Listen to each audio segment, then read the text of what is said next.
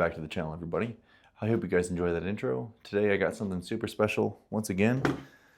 This time we're taking a look at the SOPMOD Block 2 M4A1 carbine.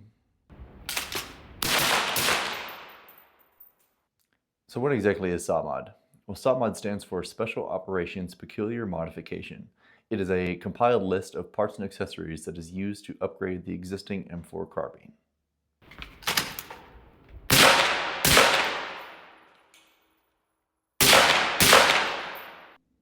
SOPMOD initially had two major blocks. You had Block 1, which was 1990s to early 2000s, and then you had Block 2. Block 2 was from late 2000s and on. The purpose of SOPMOD was to accessorize the existing M4A1 carbine with new rails, lights, suppressors, optics, as well as any other attachments that was going to be used in any of the SOF teams during that time period. And that brings us to this rifle here, the Block 2 M4. This rifle is a great example of what a kitted out SOPMOD Block 2 rifle would look like. Not all these parts are clone correct, however, a majority of them are. Some notable components include the LMT SOPMOD stock, Knight's Armament flip-up rear sight, the PRI M84 gas buster, your Daniel Defense wrist 2 handguard, your Tango down grips, your PEX, your front sights, as well as a plethora of other optics. I'm running an Aimpoint Comp M4S. These were seen on Block 2s. However, a lot of the Block 2s are really up to interpretation. Many armors didn't see a lot of the parts until later on in GWAT, and the determination for clone correct really comes down to what the armorers had available to them at that time period. One of the biggest and probably most notable improvements with the SOPMOD program had to have been the barrel.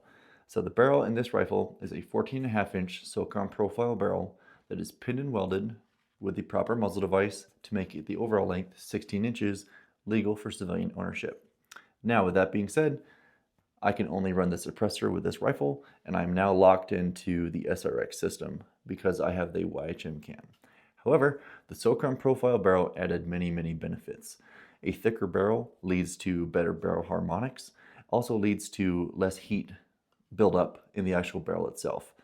These barrels last a very long time. This one is made by Daniel Defense and it is chrome lined. The thicker barrel led to better harmonics, which allowed for better accuracy with the actual rounds that were being fired through this rifle. Next, we're going to talk about the wrist 2 handguard. Now, when the wrist 2 was initially issued, it was issued with the front sight post cutout.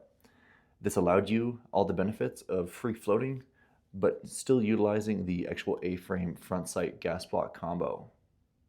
Those early wrist 2s were issued just as a rail system by themselves, but later on in the GWAT, the entire upper receiver started getting issued to SOCOM. Now, a big change that was made was on these later Block 2s, you do not have that FSP cutout. The upper receiver, since it came as a whole unit, was a little bit customized by Crane. It included the SOCOM profile barrel, a Mark 12 low profile gas block, and this newer flat top wrist 2 rail. There was a lot of variation with the components that were put on Team Guys rifles. A lot of them were allowed to customize them for themselves. And so there's a lot of pictures online circulating around of the same base rifle kitted out very differently. Majority of those components included the Tango down stubby grip, LMT SOPMOD stock, a plethora of different optics. You had anything from the Elcan Spectre 1-4 to EOTechs, Aimpoints like you see here, anything up to late model Aimpoint T2s and other modern optics as well. Alright, so a quick overview of my Block 2 build here. We are running a YHM Turbo T3 suppressor. It's the same one that I run on my Mark 12 and all of my other rifles. Underneath that we have a SOCOM profile barrel. Overall length is 16.5 inches with the pinned and welded flash hider. We have a PEG 15, a Knight's Armament flip-up front sight, a Surefire Vampire light with the proper dual pressure pad, the Tango down stubby vertical grip. For optics, we're running an Aimpoint Comp M4S. Rear sight is a Knight's Armament flip-up 300 to 600 meter rear sight. Behind that, we have the PRI M84 gas buster charging handle. Internals, for trigger, we are running a Geissele SSA, a Colt BCG, an H3 buffer because this rifle is ran primarily suppressed, standard pistol grip and safety selector, and standard bolt catch and bolt release. Towards the back we have a LMT SOPMOD stock, and we're running a Magpul MS1 sling. Overall, this rifle is a bit heavy. It's about 9 pounds as it sits. However, go to the gym. Go to the gym and your rifle won't be heavy. I'm just kidding. The reality is though, this rifle's not too bad to carry around. It's a little bit on the front heavy side considering of all the accessories we have up here towards the front.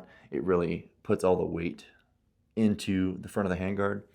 But overall, it's a very balanced rifle. Recoil-wise, it's very soft. Anything suppressed running a heavy buffer is going to be soft anyways, and heavier rifles are just naturally soft shooting regardless.